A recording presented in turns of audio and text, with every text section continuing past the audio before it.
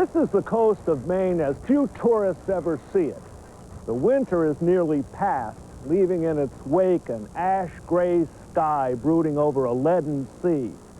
The season of tour boats and day sailors is still far off. This is urchin diving season in Maine. There's a 40-foot crack right there. You want to work east from that, you'll be all set. Water is 33 degrees on this raw day in March. For divers like Lucky Pedicano, the hardest moment is the first one, the decision to take that first frigid plunge. The first 15 seconds that you hit the water, it's like jumping into a freezer.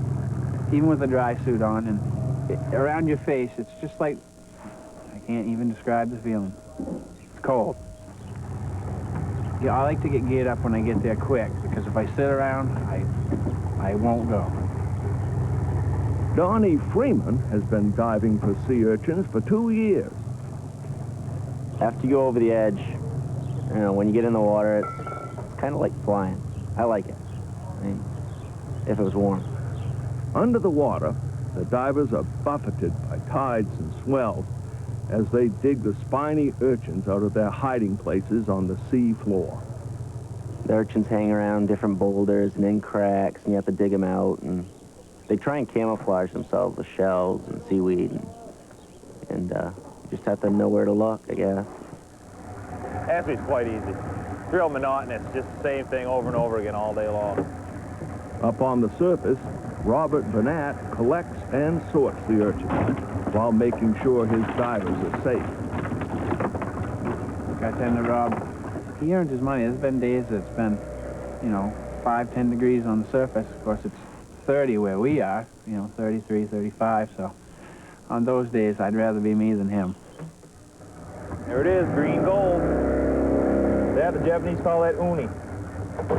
Robert Burnett never dreamed that the little green creatures that used to foul his lobster traps would be more valuable one day than lobsters themselves. Years ago, when I was hauling traps, before there ever was a market for them, we used to save them up at the end of the day and kill as many as we could. We despised them. Like diving in chop suey, isn't it? These days, diving for urchins is one of the most lucrative and dangerous occupations in Maine. I think Donnie's having a hard go of it, too. He's moving around quite a bit. Every year, there have been 3 or 4 drowning deaths among sea urchin divers. This year, there was only 1. Some say it's because of new safety rules. Others say it's just fate. The most dangerous, this is going to have to be it. I mean, you're underwater and you're breathing air out of a tank that's so big, and then when it's gone, that's it. It takes a toll on you after a while, I think. Robert Burnett believes that it was inexperience that caused the divers to die. 40. They were lured in by the big money, and you know, all they had to do was go up the road a little bit and buy the gear and jump in the water. And there's a little more to it than that. You don't want to be on this one. But Robert has a deep respect for the sea. You never know. Even the most experienced diver could run into trouble. You know, you never know what's going to happen. You need a good song to get motivated, I guess. Holy cow. Rock and roll music helps. Just between tanks, you think of a good song, and then you carry that with you underwater, and it makes the time go by, because there's nobody to talk to. I mean, it's like solitary confinement. You see a few fish now and then, but they don't talk back, and they don't really stay around.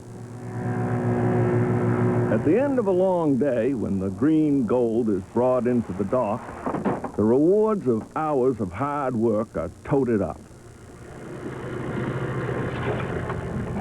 The urchins are tested to see what percentage of eggs they contain, and that, in turn, determines the price.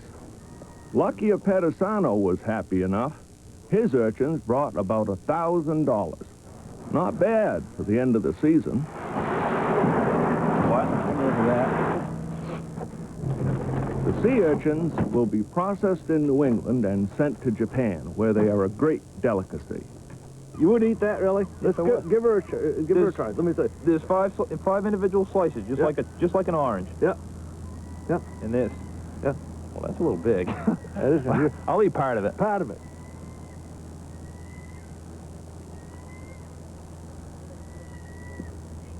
Mmm. Not bad. No thanks. No thanks. Tomorrow they'll go out again, if the weather permits, out to test their will and their strength in the cold, gray waters off the Maine coast. 150 years ago, young men set forth from the coast of Maine on whaling ships. It was dangerous work, but you could make a good living at it if you were tough enough. Today, they're harvesting sea urchins off the sea floor. It's still dangerous work, and you can still make a good living at it if you're tough enough.